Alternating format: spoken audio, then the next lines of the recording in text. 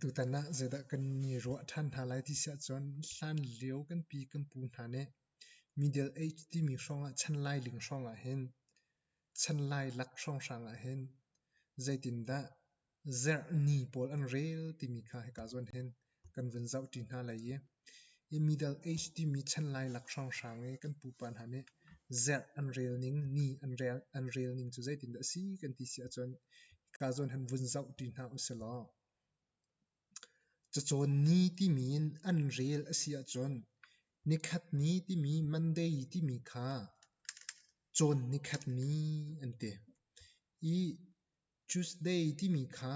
chon na ni ni ante wednesday ti mi kha chon na thum ni ante chon na le ni chu thursday kha si chon ninga ni chu friday kha se i zer te ni chu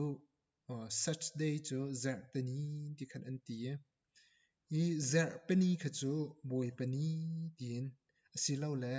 zer pani ti khan anak ti ve mi ase i chu chon zeruang da chon chan the ti se chon ni khan an rel mi ase i lai lai lau thaurian tuan mi cha hen tuan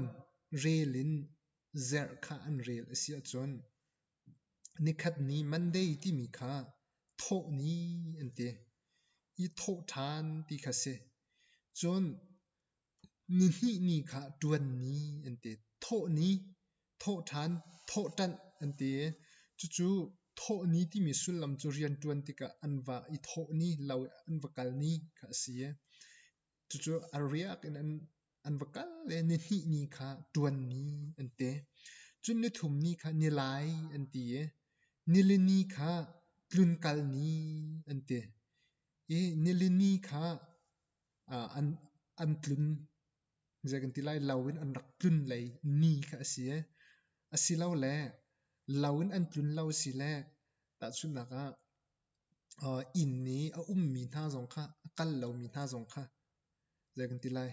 kha ni khan lawi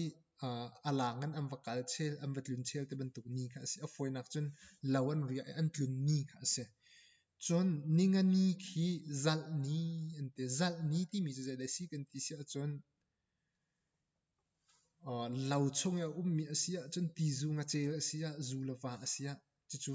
an vazal ninga ni khan an zal ni ase chu an zal mi pol chu zai cha da an zal kan ti sia chon zar pani ai ok ding cha khan an zal mi ase chon niruk ni chu zai da si kan ti chon rin ni ente rin ni ti mi chu an zal mi pol chu thai jing zar pani asi chang lai cha khan na ruk ni chu zaitin da kan to ning asilai ti kha tim chia te khan an chia ka kha rin ni an ti mi asi zar pani kha zar ni ante ni zar ni ante i chu ni an rel ning ase